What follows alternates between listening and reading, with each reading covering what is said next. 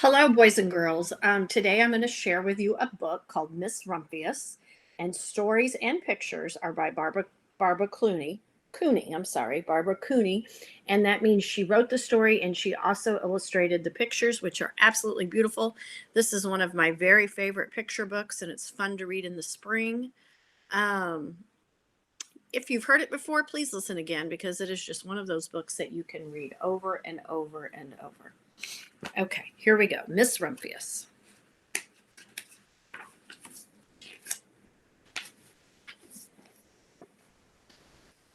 The lupine lady lives in a small house overlooking the sea. In between the rocks around her house grow blue and purple and rose-colored flowers. The lupine lady is a little old, but she's not always been that way. I know.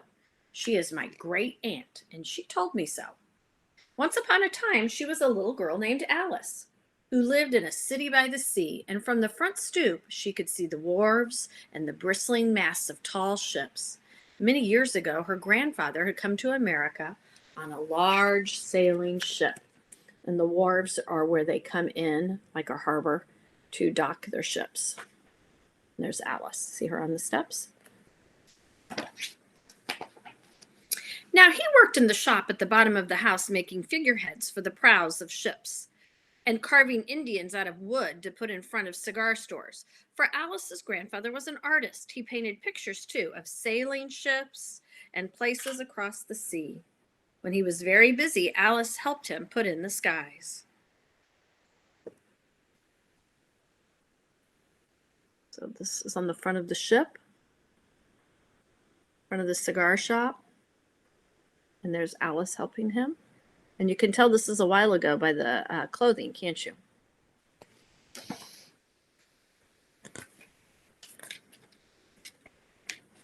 In the evening, Alice sat on her grandfather's knee and listened to his stories of faraway places. When he had finished, Alice would say, "When I grow up, I too will go to faraway places. And when I grow old, I too will live beside the sea." "That is all very well, little Alice," said her grandfather. "But there is a third thing you must do." "What is that?" asked Alice. "You must do something to make the world more beautiful," said her grandfather. "All right," said Alice. She did not know what that could be. But she still did not know what that could be. Alice got up and washed her face and ate porridge for breakfast, and she went to school and came home and did her homework, and pretty soon she had grown up.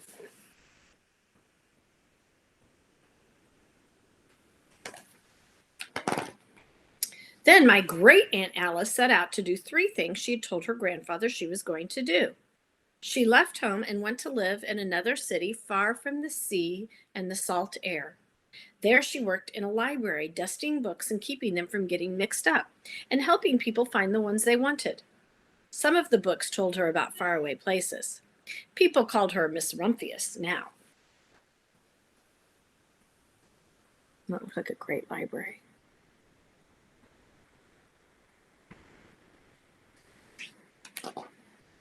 Sometimes she went to the conservatory in the middle of the park. When she stepped inside on a wintry day, the warm, moist air wrapped itself around her, and the sweet smell of jasmine filled her nose. "This is almost like a tropical isle," said Miss Rumphius, "but not quite."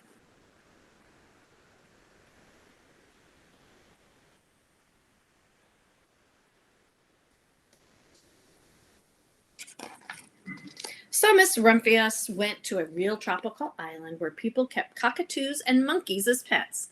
She walked on long beaches, picked up beautiful shells. One day she met the Baba Raja, king of a fishing village. "You must be tired," he said. "Come into my house and rest." So Miss Rumphius went in and met the Baba Raja's wife. The Baba Raja himself fetched a green coconut and cut a slice off the top so that Miss Rumphius could drink the coconut water inside. Before she left, the Baba Raja gave her a beautiful mother of pearl shell on which he had painted a bird of paradise and the words, "You will always remain in my heart." "You will always remain in mine, too," said Miss Rumphius.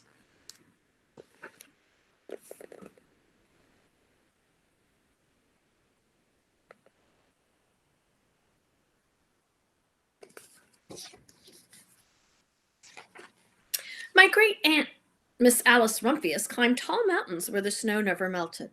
She went through jungles and across deserts. She saw lions playing and kangaroos jumping, and everywhere she made friends she would never forget. Finally, she came to the land of the lotus eaters, and there, getting off a camel, she hurt her back. What a foolish thing to do, said Miss Rumphius. Well, I have certainly seen faraway places. Maybe it is time to find a place by the sea. And it was, and she did. I'm in a mountain, and here you can see she's holding her back and she's on a camel.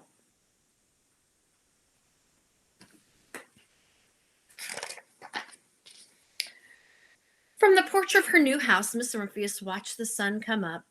She watched it cross the heavens and sparkle on the water, and she saw it set in glory in the evening. She started a little garden among the rocks that surrounded her house, and she planted a few flower seeds in the stony grounds. Miss Rumphius was almost perfectly happy. But there is still one more thing I have to do, she said. I have to do something to make the world more beautiful. But what? The world is already pretty nice, she thought, looking out over the ocean.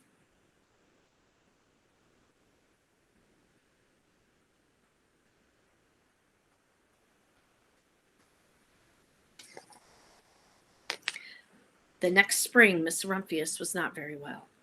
Her back was bothering her again, and she had to stay in bed most of the time. The flowers she had planted the summer before had come up and bloomed in spite of the stony ground. She could see them from her bedroom window, blue and purple and rose-colored. Lupines, said Miss Rumphius with satisfaction. I have always loved lupines the best. I wish I could plant more seeds this summer so that I could have still more flowers next year. But she wasn't able to. Her hair is getting gray. Look out the window, boys and girls. Do you see the lupines?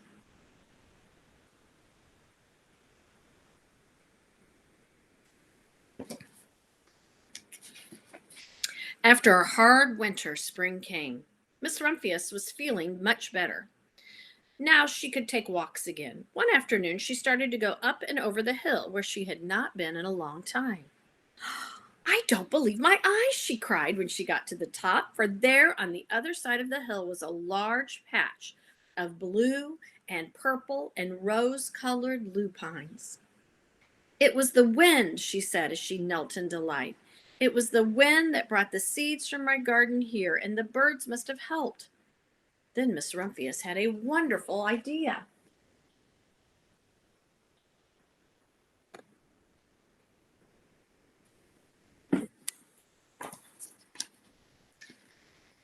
She hurried home and got out her seed catalogs.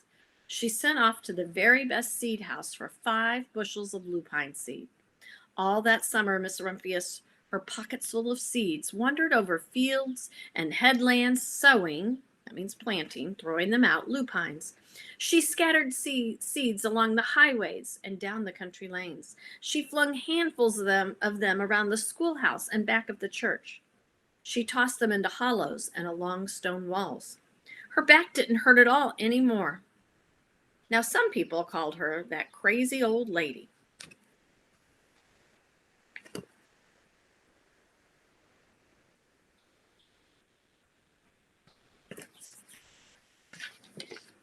The next spring, there were lupines everywhere. Fields and hillsides were covered with blue and purple and rose-colored flowers. They bloomed along the highways and down the lanes.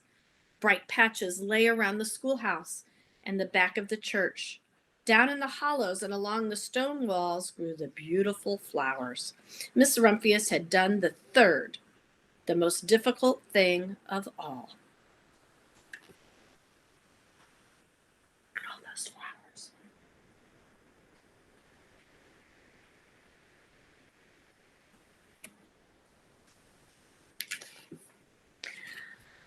My great Aunt Alice, Miss Rumphius, is very old now. Her hair is very white.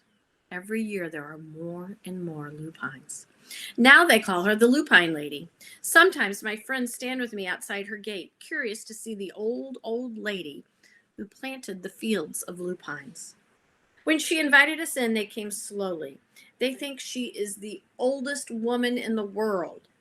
Often she tells us stories of faraway places. When I grow up, I tell her I too will go to faraway places and come home to live by the sea.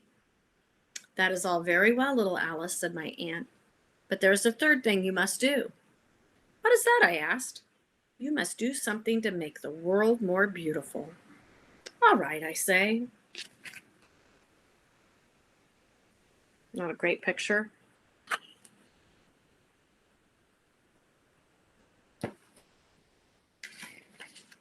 But I do not know what that can be yet.